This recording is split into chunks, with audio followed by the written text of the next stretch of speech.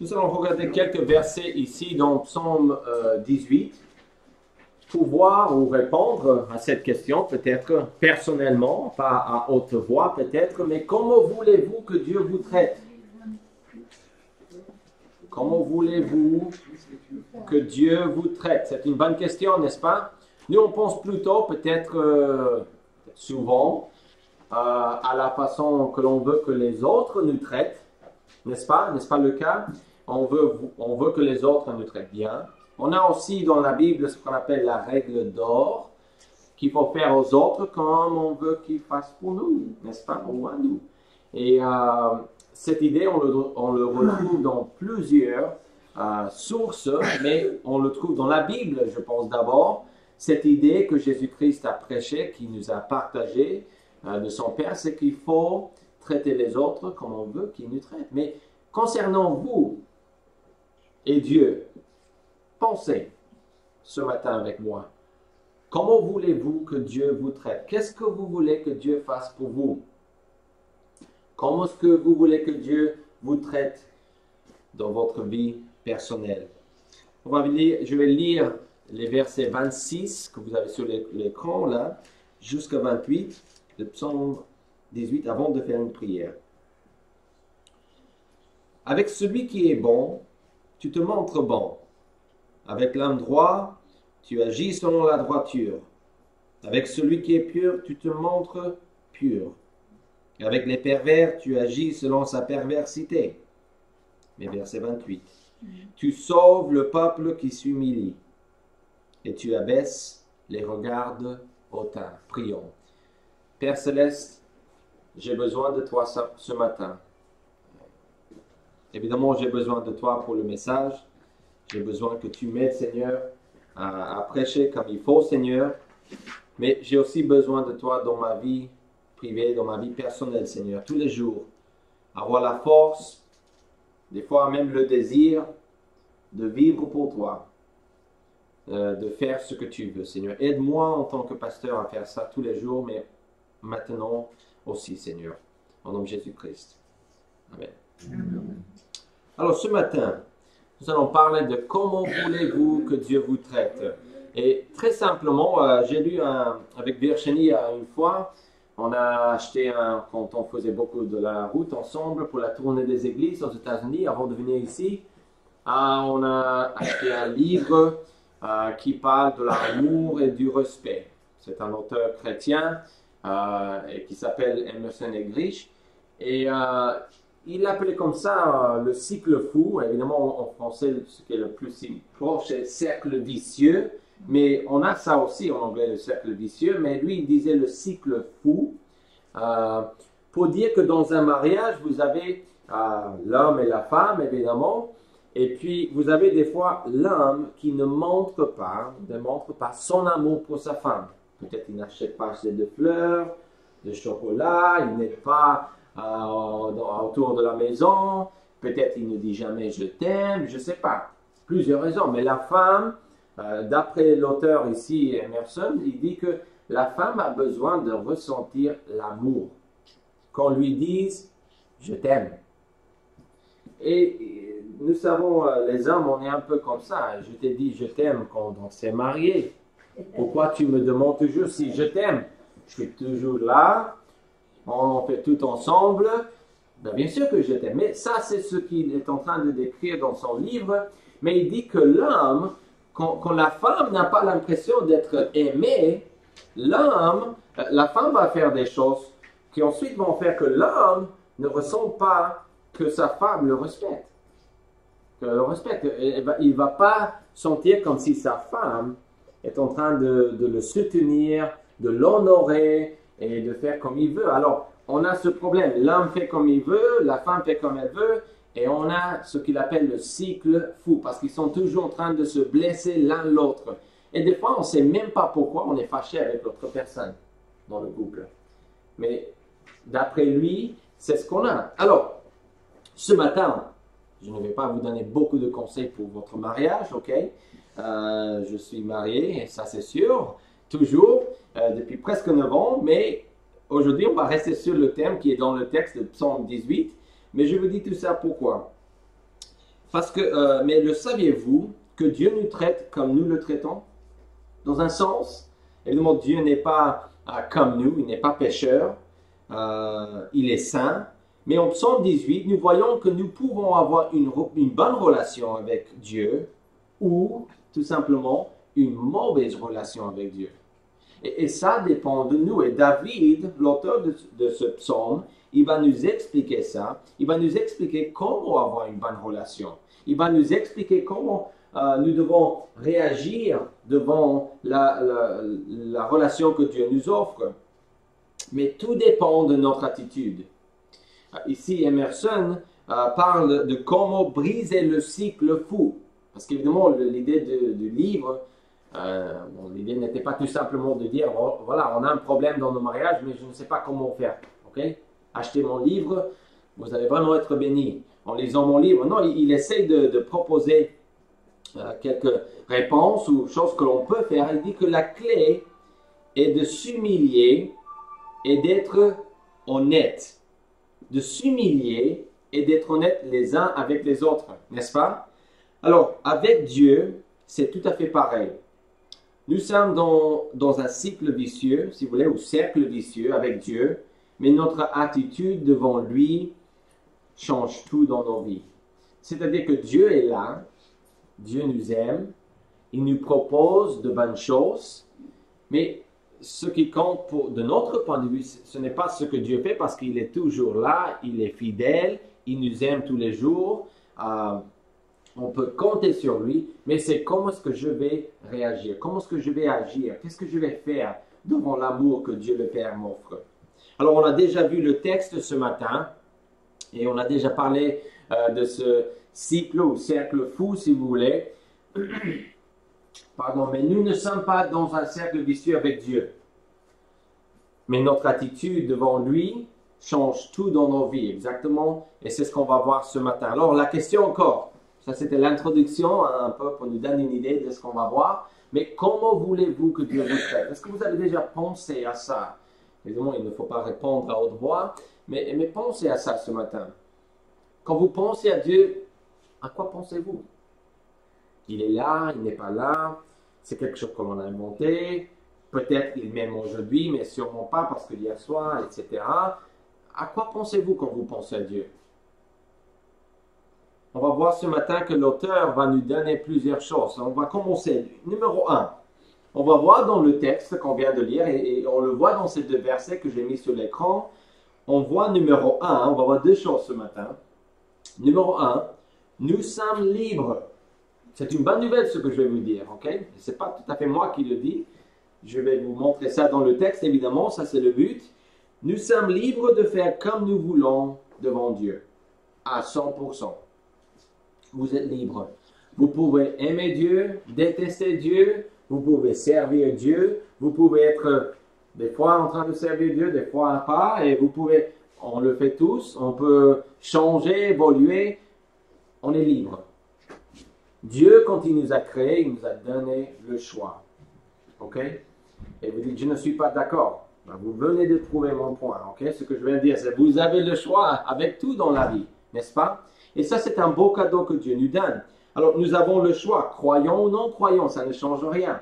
Au niveau en tant que créature de Dieu, nous avons le choix. Regardez le verset encore une fois. Avec celui qui est bon, tu te montres bon. Avec l'homme droit, tu agis selon la droiture. Avec celui qui est pur, tu te montres pur. Bon, là c'est bien. Et avec les pervers, tu agis selon sa perversité. Alors, on voit tout de suite qu'on peut faire partie de la première partie de ce texte, ou tout simplement, on peut faire partie de la dernière partie. Après, si on est d'accord avec ça ou pas, ça ne change rien. Là, vraiment, ce que nous sommes en train de voir, c'est que la Bible nous montre dans ce texte et dans beaucoup d'autres textes, on va voir quelques exemples, que chaque humain est libre. Dieu nous a donné ça. Quand il a créé Adam et Ève, ce que la Bible nous parle de ça dans le premier livre, le livre de la Genèse, on voit qu'il a laissé le choix à l'homme dès le début. L'homme est libre de choisir. C'est ce que nous voyons ici dans ce texte. Excusez-moi. David, il parle et il est en train d'expliquer un peu ce qu'il apprend ou ce qu'il a appris de Dieu. C'est un poème, c'est une prière qu'il exprime comme ça de son cœur. Et on voit tout de suite dans ce qu'il dit qu'on a le choix. Et moi, j'apprécie beaucoup ça. Vous pouvez dire à un enfant, assieds-toi. Et on fait la bouche comme ça, et on change la voix, n'est-ce pas? Je t'ai dit de t'asseoir. Et on essaie de convaincre l'enfant de s'asseoir. Et j'ai déjà entendu ça, c'est une illustration que vous avez déjà entendue aussi sûrement, mais l'enfant va s'asseoir éventuellement. L'enfant s'assoit et il dit, écoute, moi je suis assis dans cette chaise, mais dans mon cœur, je suis toujours debout. Hein, n'est-ce pas? Alors, on a toujours le choix, n'est-ce pas? On est libre de faire comme l'on veut. Et nous pouvons choisir nos actions librement. Ça, c'est une bonne chose. Et une autre chose, c'est que Dieu, notre Créateur, nous a toujours donné le choix. Regardez ce texte avec moi. L'Éternel Dieu donne cet ordre à l'homme. Okay? On est dans le jardin ici, Genèse 2, 16 et 17. Et il dit à Adam, tu pourras manger de tous les arbres du jardin. Et continue, mais tu ne mangeras pas de l'arbre de la connaissance du bien et du mal, car le jour où tu en mangeras, tu mourras. Tout de suite, j'explique ça souvent parce que, en attendant, j'ai parlé avec quelqu'un cette semaine qui est venu réparer quelque chose à l'église. Et j'ai parlé de ce verset parce que j'ai voulu partager l'évangile avec lui un petit peu. Il me posait des questions sur le baptême, pourquoi on a le baptême, le baptistère, excusez-moi, comme ça, pourquoi on fait les baptêmes comme ça. Et bon, j'ai pris l'occasion de répondre et puis insérer un petit peu le message de Jésus aussi. Il faut le faire toujours, n'est-ce pas, quand on a l'occasion. Mais je lui ai dit, vous savez quoi, monsieur, dès le début, Dieu nous a toujours donné le choix.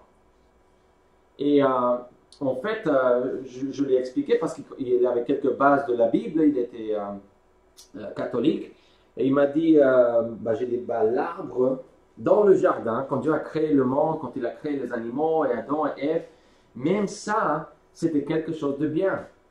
Il a dit, c'est ce qu'on a mangé, et puis on est tombé dans ce qu'on a maintenant avec le péché. Mais je dis, mais oui, mais l'arbre qui était là n'était pas que Dieu ne voulait pas qu'on fasse ce qui est correct, c'était pour justement nous donner le choix.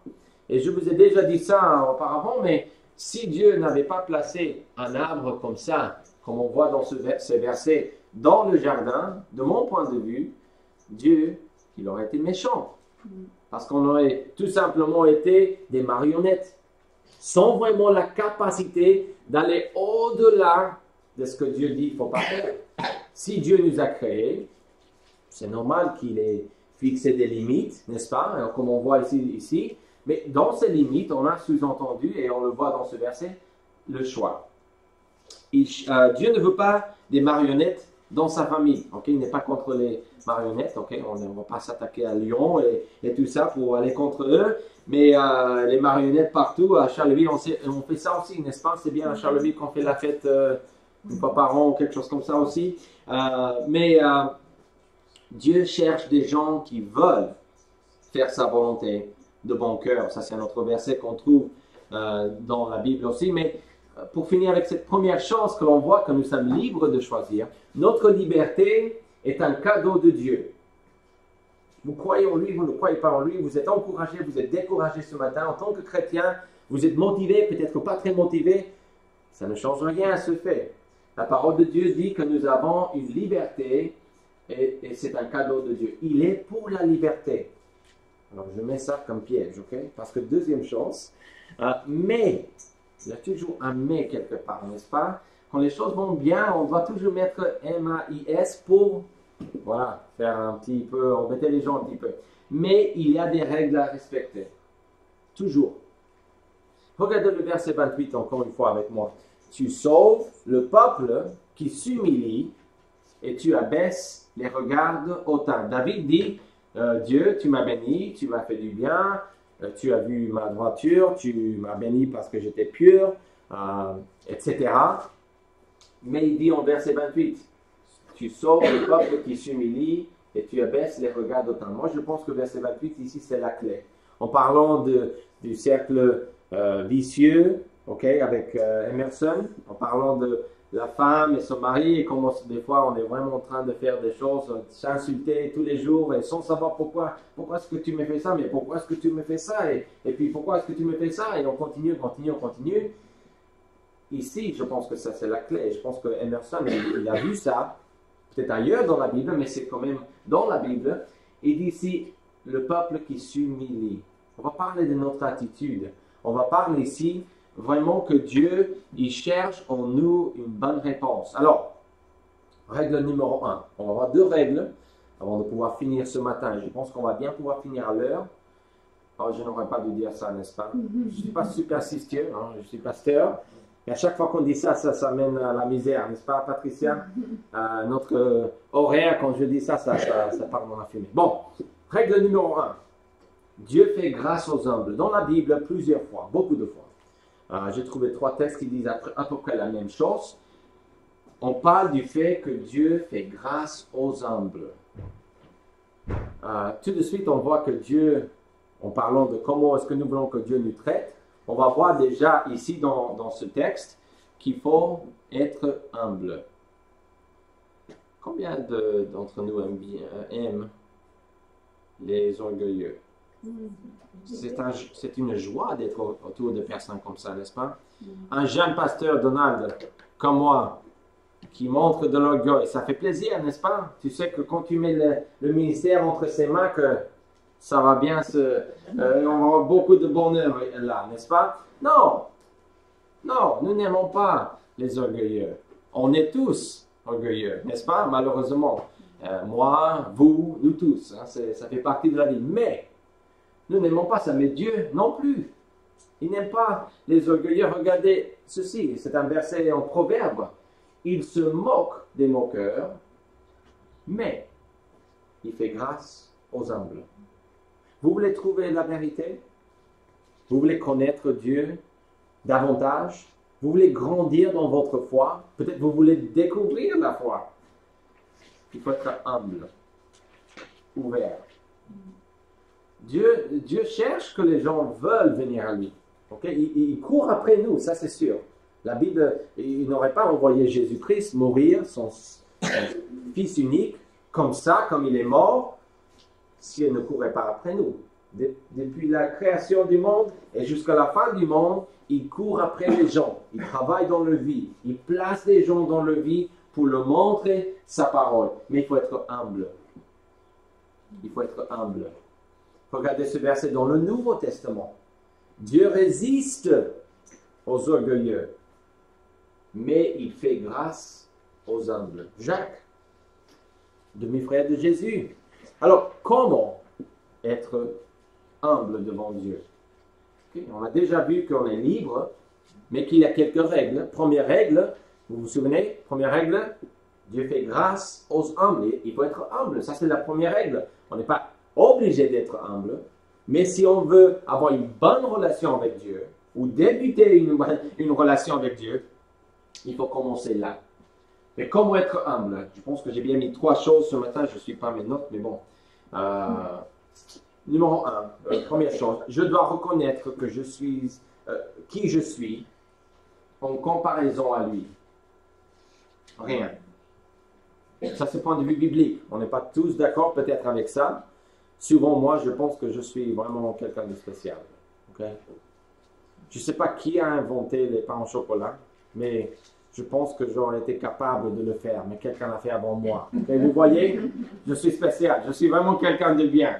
Vous avez à comprendre. Et vous voyez déjà ce que je mange le matin, n'est-ce pas? Ok. Bon, là c'est raté. Même Virginie, elle sait. Ce matin, en allant à la boulangerie pour prendre quelque chose pour ma femme, justement, pour le dessert aujourd'hui, je n'ai pas dit à ma femme, mais j'ai pris un pain au chocolat. Je vais le confesser après. Hein. C'est entre moi et Dieu, c'est pas entre moi et vous, hein, ok? Alors, n'essayez pas de marceler après avec ça, ok? Mais il faut comprendre qui je suis en comparaison à lui. Rien. Et je dis ça parce que on va rester ici pour ces réponses dans les textes de David, parce que lui aussi, il a écrit le psaume 8. Qu'est-ce qu'il dit? Qu'est-ce que l'homme? Pour que tu te souviennes de lui. Et le Fils de l'homme, pour que tu prennes garde à lui. Mais pourquoi est-ce que tu fais de bonnes choses pour moi, Dieu? Pourquoi est-ce que tu nous donnes le soleil, l'oxygène, la nourriture? Et enfin, pourquoi tu penses à moi? Pourquoi tu penses à l'homme? Deuxième chose, je dois admettre que je suis pécheur. Si je suis humble, deuxième chose, c'est pas compliqué. Et si on va peut-être un pas plus loin, je ne vais pas vous demander de confesser, ok? Je ne suis pas quelqu'un, je ne vais pas entendre vos péchés, ça c'est entre vous et Dieu, ok? Mais on est tous pécheurs, car tous ont péché et sont privés de la gloire de Dieu, on sait ça. La Bible le dit, mais même si on ne croit pas en Dieu, ou on ne savait pas que c'était dans la Bible, on sait qu'on est pécheur. Mes gamins, pas William, ok? Il a 6 mois, mais les autres, ils savent. Zacharie, oui, il sait qu'il fait des choses, parce qu'une fois, il voulait faire quelque chose, et avant de le faire, il me regarde comme ça. Hein? Il sait, je vais faire quelque chose, et peut-être il ne sait pas pourquoi c'est une mauvaise chose, ok? Je ne dis pas qu'il peut vous faire une dissertation pourquoi c'est une mauvaise chose, mais il sait, je ne suis pas censé de faire ça, il regarde comme ça, et puis il va passer à l'acte.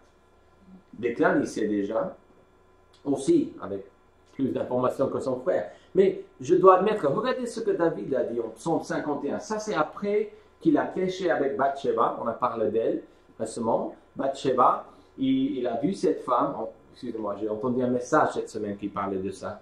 Mais il a vu la femme qui se baignait, prenait sa douche, et il a convoité. Et vous connaissez le reste de l'histoire, on ne va pas entrer dans les détails, ni montrer des images. Mais ici, il dit, car je reconnais mes transgressions, et mon péché est constamment devant moi.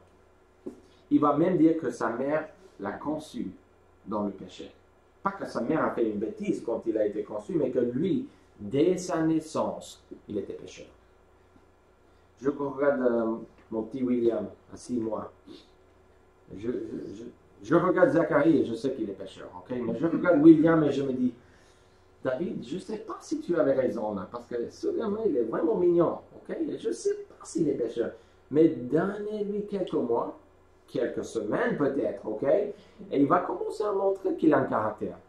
Il va prendre qu'il peut être égoïste davantage, parce qu'il est déjà, toute sa vie, c'est lui, évidemment. Hein? Si j'ai faim, etc. On est tous pécheurs. La dernière chose que je dois apprendre, si je veux être, encore une fois, nous sommes en train de voir comment être humble devant Dieu, reconnaître qui je suis, rien devant lui, que je suis pécheur. Et la troisième chose, je dois accepter que j'ai besoin de lui. J'ai besoin de lui.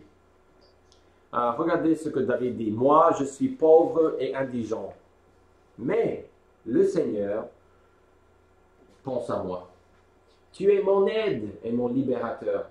Mon Dieu, ne tarde pas. Aide-moi. J'ai besoin de toi. Tu es mon aide. Si tu ne me libères pas, je vais rester ici comme je suis. On a vu ça la semaine dernière aussi, que David, il demandait de l'aide de Dieu, n'est-ce pas? Et c'est ça qu'il faut faire. Alors, deuxième règle pour finir ce matin. Règle numéro 2. Dieu résiste aux orgueilleux. Si vous êtes orgueilleux, si nous sommes orgueilleux, ok, Dieu nous résiste. Il n'a pas envie d'être autour de nous. Il est là, ok? Et si vous êtes sauvé, si vous êtes un enfant de Dieu, on sait, ok, on le voit dans la Bible, on sait que le Saint-Esprit, maintenant, on est scellé par le Saint-Esprit, il habite en nous, on ne sait pas comment il le fait pour rester là, mais on a cette promesse que le Saint-Esprit est comme un gage, hein, comme un dépôt de garantie qui est donné quand on reçoit le Seigneur Jésus-Christ, et on l'a jusqu'à la fin de nos jours, jusqu'au moment d'apparaître devant lui au ciel. Mais il faut comprendre que même si vous êtes sauvés, que Dieu déteste l'orgueil. Le diable, la chose, avant la création, ce qu'on entend dans la Bible, comprend dans la Bible, c'est que le diable, par orgueil, s'est levé en disant, moi je veux être comme Dieu, moi je vais m'asseoir sur le trône, moi je vais, moi. dans son texte, il parle en Ézéchiel que je vais faire, moi. Et c'est la chute du diable. Et voilà les problèmes qu'on a maintenant spirituellement dans le monde à cause de ça. C'est l'orgueil qui a tout commencé. L'orgueil, c'est quand moi, je me mets quelque part, peut-être mon estimation de moi-même ou de soi est tellement élevée que moi, je me mets au-dessus des autres personnes. C'est tout simplement ça. Et on le fait tous les jours. J'espère de moins en moins, mais des fois, c'est pas évident. Mais la question, si ça c'est vrai, qu'est-ce que c'est l'orgueil? Qu'est-ce que c'est? Qu'est-ce que c'est dans ce contexte? Évidemment, pour parler dans notre contexte de la vie quotidienne, mais dans la Bible. Quand il parle des orgueilleux ici, David, qu'est-ce qu'il dit? L'orgueil est de faire ce que je veux sans penser à ce que Dieu veut. Tout simplement, comme le diable.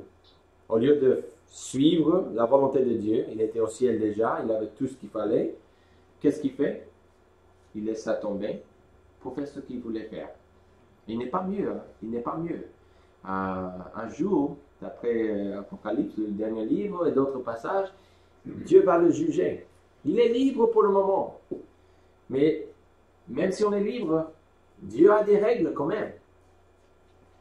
Et Dieu en tant que juge, le juge du monde, d'après le livre de la Genèse, on sait qu'éventuellement les choses vont dégrader.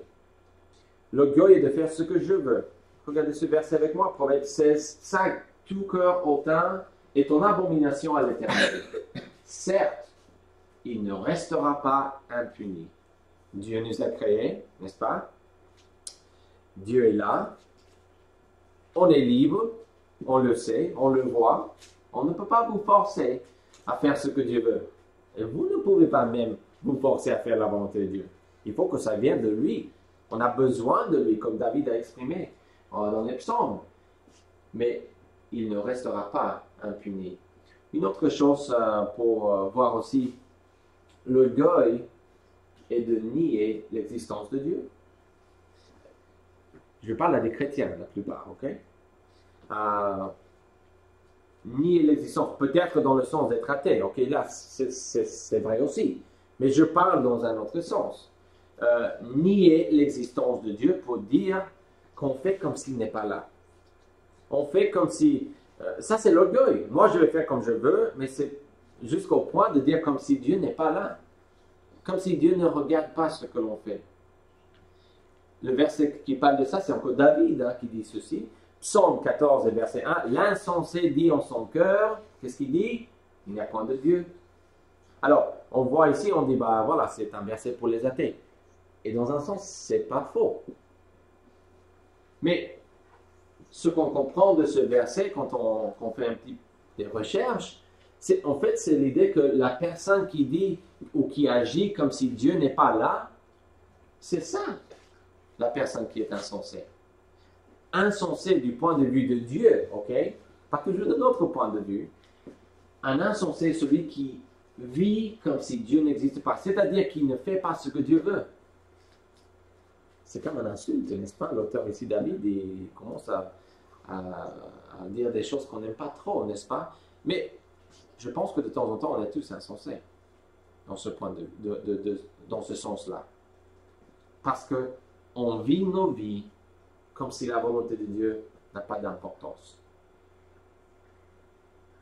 Pour finir, comment voulez-vous traiter Dieu? On peut parler de comment voulez-vous que Dieu vous traite ou que Dieu nous traite. Mais comment est-ce que vous allez traiter Dieu aujourd'hui, cette semaine, le reste de votre vie? Dieu est là, on est libre, c'est vrai. Mais il y a des règles quand même à respecter. Des choses qu'on doit faire dans la vie. Avez-vous déjà vu un enfant réprimander ses parents en public? Je l'ai déjà vu. Je le vois tous les jours chez moi en plus. Je ne parle pas de mes choses, attention. Je parle de mes enfants. Okay? Mes enfants. Avez-vous rencontré quelqu'un de très orgueilleux? Je pense qu'on a tous, parce qu'on a des miroirs chez nous, n'est-ce pas? Et on voit ça tous les jours, peut-être aussi. Sérieusement, c'est très désagréable c'est désagréable. On a vu aussi que Dieu il partage cette opinion avec nous. C'est pire qu'un employé qui se prend pour le patron, devant le patron. N'est-ce pas? Vous avez déjà vu ça, peut-être dans votre année de travail, de carrière. Vous avez vu que des personnes, des fois, ils pensent qu'ils savent même mieux que le patron. Des fois, c'est vrai, mais ça ne donne pas l'autorité de le faire, hein, l'autorisation de le faire. Conclusion. Dieu veut nous bénir. Il veut nous bénir tous, comme la chanson dit. Et il veut nous bénir tous les jours. Il veut avoir une relation personnelle avec nous. Il veut avoir une relation personnelle avec nous tous les jours. Il a déjà tout fait pour que nous puissions le connaître. Et imaginez si Dieu voulait montrer au monde qu'il aime le monde. Qu'est-ce qu'il aurait pu faire de plus pour nous montrer? Qu'est-ce que la Bible dit? Car Dieu a tant aimé le monde qu'il a donné son Fils unique, afin, le but ici, hein, afin que quiconque croit en lui ne périsse point, mais qu'il ait la vie éternelle. Il continue en verset 17. Dieu, en effet, n'a pas envoyé son Fils dans le monde pour qu'il juge le monde, mais pour que le monde soit sauvé par lui. Celui qui croit en lui n'est point jugé. C'est-à-dire qu'il est jugé. Mais du moment qu'une personne croit en Jésus-Christ, il n'est point jugé. C'est fini, le jugement. On passe du jugement à la vie. Et le verset finit. Mais celui qui ne croit pas est déjà jugé, parce qu'il n'a pas cru au nom du Fils unique de Dieu. Jean 3, 16 à 18, vous connaissez ces versets. Et ça, c'est la question pour réfléchir avant de faire la dernière prière. Comment voulez-vous traiter Dieu? Vous êtes libre de choisir comment vous voulez le faire.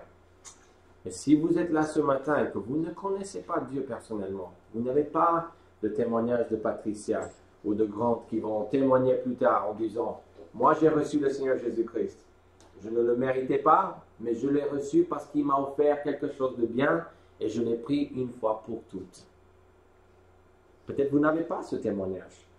Aujourd'hui, c'est un très bon jour pour recevoir le Seigneur Jésus-Christ. Le pardon. Pour ne pas avoir ce que le verset dit, qui ne périsse point. On ne peut pas avoir le jugement de Dieu qui demeure sur nous quand on franchit la porte de la mort. On ne peut pas entrer dans l'éternité avec ça sur les épaules. Mais peut-être vous êtes là ce matin et vous dites, moi je sais que je suis un enfant de Dieu, pas parce que je suis quelqu'un de bien, mais parce que, comme Patricia va témoigner et grande plus tard, j'ai demandé à Dieu de me sauver et il m'a sauvé. C'est tout ce que j'ai fait. Si vous êtes comme ça ce matin en tant que croyant, nous avons besoin de Dieu. Nous pouvons être orgueilleux des fois. Nous pouvons commencer à dire, je vais faire ce que je veux. Ah non, ça ne me convient pas. Ah non, je vais faire... Dieu n'aime pas ça. Vous êtes libre. Je ne dis pas le contraire. Vous êtes libre dans cette église, même en tant que membre. Je disais à Patricia cette semaine, on parle de l'église parce qu'une fois qu'on se fait baptiser, on devient membre de l'église, évidemment. J'ai tout simplement dit, est-ce que tu as des questions? Voilà, tu connais les doctrines déjà, hein? Mais j'ai montré quand même. Et j'ai dit, tu sais, le baptême, c'est un engagement avec Dieu. Pas avec l'Église, parce qu'on ne va pas venir vous dire, tu as fait ceci, tu n'as pas fait ça, parce que ça, c'est entre vous et Dieu, c'est personnel, c'est spirituel. Mais en tant que chrétien, la vie chrétienne n'est pas une chose facile. L'humilité est de vivre selon son plan, non pas selon notre plan. Prions. Père Céleste, nous te remercions pour ce matin. Merci beaucoup pour ce texte que David nous a donné il y a longtemps. Merci pour ta parole, Seigneur. Et notre but ici n'est pas d'inventer des choses ou d'essayer de trouver des réponses, Seigneur, dans d'autres livres, Seigneur, mais notre but est d'apprendre la parole de Dieu. Nous voulons rester sur ça, Seigneur, ici dans cette église. Ça, c'est notre but. Et je prie, Seigneur, que tu nous aides à réfléchir ce matin à ce message, à trouver, Seigneur, le temps de parler avec toi aujourd'hui et de voir si nous sommes vraiment en train de faire ce que tu veux. Aide-nous, Seigneur, à confesser s'il faut. Aide-nous à te louer, Seigneur, aussi. Au nom de Jésus-Christ. Amen.